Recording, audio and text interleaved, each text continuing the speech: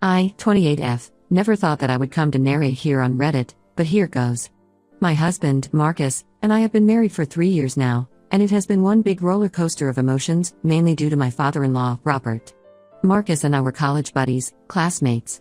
Both of us were business majors, but we moved in different circles. He was the popular guy, always surrounded by an entourage of friends, while I was more of a nose-to-the-grindstone type, working part-time to help finance college. We had a few classes together over the years, but though we were friendly, I really didn't bond beyond casual small talk. We lost contact because after college I started at the bottom of the marketing ladder while Marcus landed a job in a top firm based on his family's social capital. It was only 3 years after college, at the wedding of a mutual friend, Sarah, that I saw him again. I can recall that day so easily.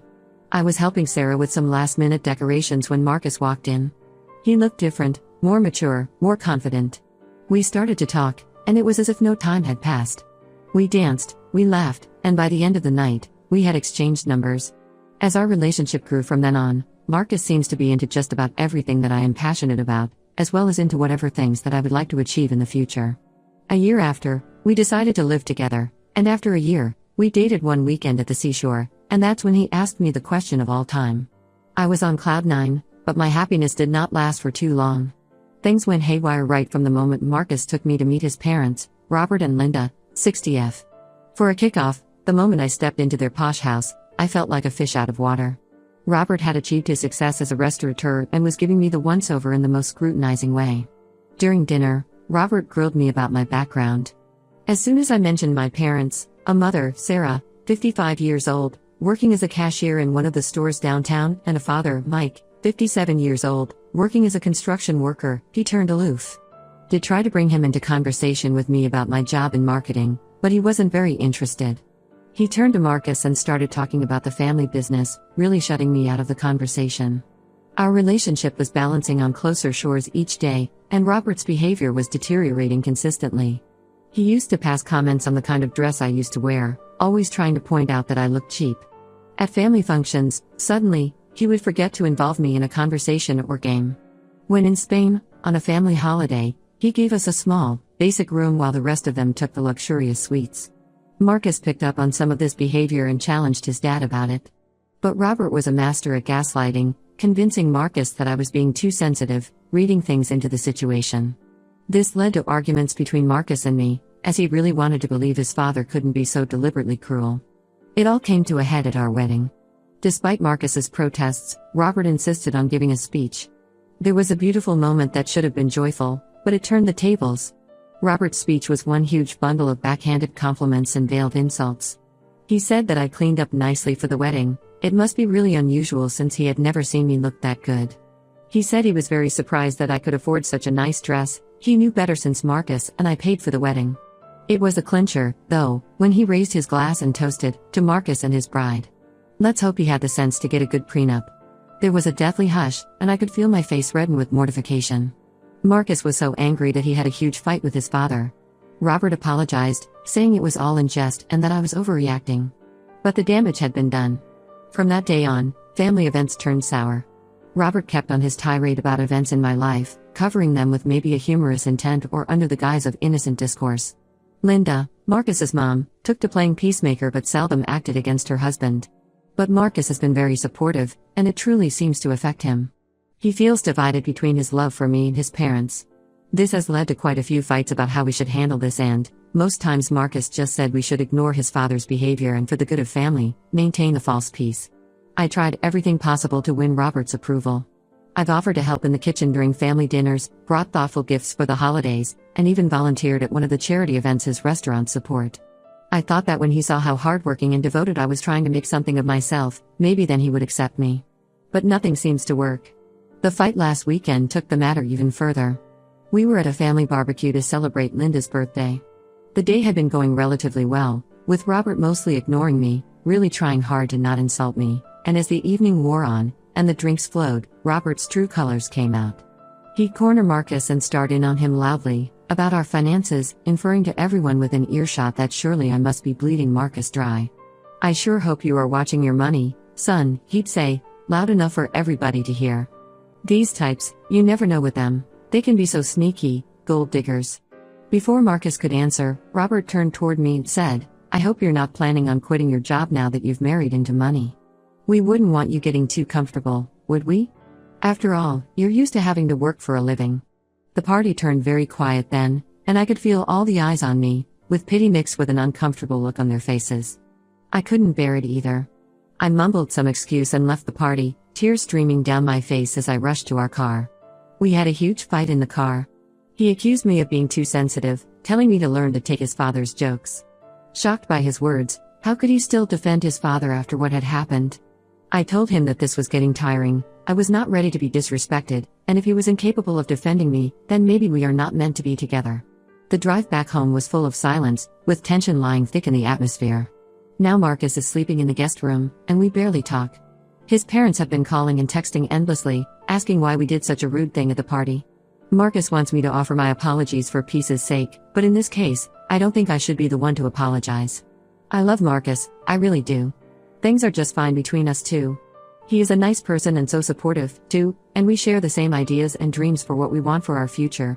We have talked about starting a family, buying a house, and settling into life together. How the heck can we do that with this cloud hanging over our heads? I have tried to understand Marcus's position. He is quite understandable, though. It is easy for him to get caught between his wife and his parents. But at what stage does standing by silently become an equal to condoning his father's behavior? I can't help but think, though, that my parents have been together I don't know how long and are no better off. My parents were always supportive of me and accepted Marcus in an open and understanding way. Hitting me now? They made me see the importance of working hard, being honest, and treating everyone with respect, no matter who they are. I wish Robert could see those virtues in me, not just notice my working class roots. Please, I don't know what I shall do anymore. Must I stick to my guns that Marcus must fully support me in confronting his father, or might it be backfire? I don't want to take a step that can distance me from Marcus, probably shaking my marriage. I don't think I can bear it. Am I just overreacting? Should I learn to cope with Robert's behavior for the sake of my marriage? Or do I really need to draw the line at this time? I really feel lost and could use some advice. How do I move with this situation without losing either myself or my marriage? Update 1. It's been about 2 weeks since my last post, and I wanted to update you all on what's happened. Most importantly, I want to thank everyone for their supportive comments and advice. They made a big difference in terms of understanding the situation and really gave me the courage to make a move. A couple days later and a lot of tension had passed, Marcus and I really talked things through. I decided to show him my original post, with all the answers. As he read through everything, I could see the realization dawning on his face. He said he was in full denial about his dad's behavior and that he's sorry for not firmly standing up for me. We talked for hours, about our childhoods and how they made us view things. Marcus opened up about having grown up with Robert as a father. He told me a bit of stories of the great pressure Robert put on him for success, how nothing ever seemed to be good enough. It gave me a glimpse into why Marcus would have such a hard time standing up to his father. I opened up more about my own upbringing. I told Marcus about those Christmases, when my folks would have to give us each just one small present, but how the whole house was still bursting with love and laughter. I talked about watching my dad come home exhausted from long days at the construction site but still finding the energy to help me with my homework. I wanted Marcus to understand that while we may not have had lots of money, my family gave me something much more rich, unconditional love and support. Afterwards, we agreed we had to face his parents. Marcus said that we should have them at our place for a dinner. I was reluctant to this idea to avoid being embarrassed by Robert Moore, all over again, but I agreed. And so the next few days were spent in preparation for the dinner.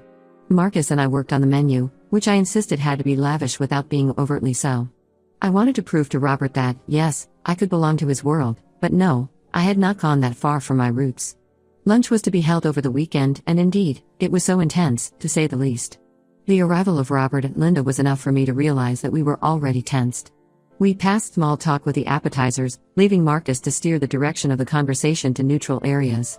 It was by the time we went into the main course before Marcus cleared his throat and addressed his parents. He started, not so gladly, by informing them of their conduct of late, or rather Robert's, which affected all our relationship. He might have spoken amicably, though his tone was assertive as he made them understand that we are just going to minimize our contact with them if they continue treating me with disrespect. Really, it didn't take long for Robert to go on the defensive. "You've turned Marcus against us," he said. Once again, though, it didn't work. Marcus wasn't going anywhere. He cited examples of Robert's abusive behavior, most notably the wedding speech and the recent barbecue incident. As Marcus told all, I looked at Linda's face. She truly seemed to take it in as a shock, since her eyes got wider and wider with every example Marcus mentioned. She had not really realized the extent of Robert's behavior. Finally, she turned toward me as her eyes filled with tears, expressing sorrow for not having spoken sooner. But even Robert didn't give up on me. He kept telling me he had always treated me fairly, I was just too sensitive. And finally, I had had enough, so I said. I took a deep breath and looked Robert in the eye. It was what I was going to say about how his constant poking and joking made me feel, how he put me in questioning my worth when we started. I continued on how entering a room made me feel unwelcome and already on edge, just preparing to be defended from the next insult or backhanded compliment. So then I decided to change tactics. Instead of all the defensive arguing, I started boasting about my people and my background. I told him how my parents used to toil day and night to make us have 3 decent meals and save some money for my college. I related fascinating anecdotes of the lessons learned from them, of how hard work and honesty would eventually pay off, how decent living standards, without discrimination or distinction, were every person's right. I told him that in spite of the lifestyle he despised, I'd achieved what I'd become through hard work. I told him that I financed my college education by scholarship and through part-time jobs I'd been into, which later boosted me into a successful career in marketing. To him, I might even not have been born with money, but I was raised with old-fashioned values that money couldn't buy anyhow. As I continued speaking, I saw Robert's face change. He looked amazed like he had not seen me before. Many times he wanted to interrupt, but Marcus did not allow him. He harshly told Robert to, for once, just listen to what I had to say. By the end of the night, Robert had not yet apologized but was a lot more subdued. Linda, however, was almost in tears. Before they left, she hugged me hard and said in a whisper, "I'm sorry, and things will be different." We were literally drained by the moment they left. We felt relieved. He told me how proud he was of me for standing up for myself, and I told him how much it meant to me that he had my back. That night, for the first time in weeks, we spent it in the same bed, holding each other close. Later that day, we both received text messages from Linda. Again, she apologized, but this time she said she was feeling ashamed that the behavior of Robert was allowed to continue for so long. She further requested for a lunch meeting with the two of us, alone. I had met Linda yesterday, in a small cafe. She seemed a different person, more open and vulnerable. She shared a few stories of her early marriage to Robert and how his controlling behavior had slowly started to isolate her from her own family and friends. She admitted that she had been afraid to stand up to Robert for years, always making excuses for his behavior. She needed my aid to confront Robert to make him learn of his mistakes so they can rebuild their relationship with us. She also told me that she practically talked Robert into approaching a family counselor with her so that they could settle all their issues. I'm quite optimistic about what's happening with Linda, but still cautious with Robert. Marcus and I have agreed to take things slow and keep our boundaries tight around his parents. We decided to limit our visits for now and always present a united front. We realize it's a start, but it's going to be a long road to completion. We are also contemplating couples counseling because this situation has raised some issues in our own relationship. We need to make sure we're both on the same page as we move forward.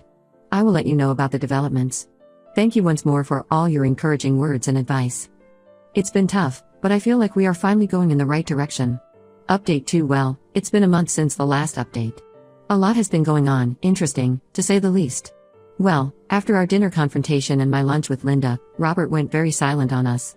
He would text occasionally to check in, but he was generally silent. Marcus was uneasy, but I found it a nice reprieve from the tension. During that time, Marcus and I worked on our relationship. We first decided to go see a couples therapist, which has been really helpful. We worked on our communication and resolved a few issues that the behavior of Robert was manifesting.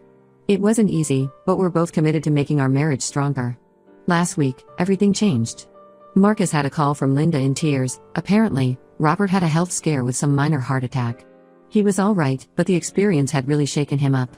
Marcus made a dash for the hospital, and I made up my mind to be with him for support. Anyhow, we reached the hospital to find Linda sitting by Robert's bedside. Robert looked pale and smaller somehow, hooked up to a variety of machines. A major contrast to the big imposing figure he usually cut. When he saw us, something in Robert's expression changed. He sent Linda and Marcus away from us.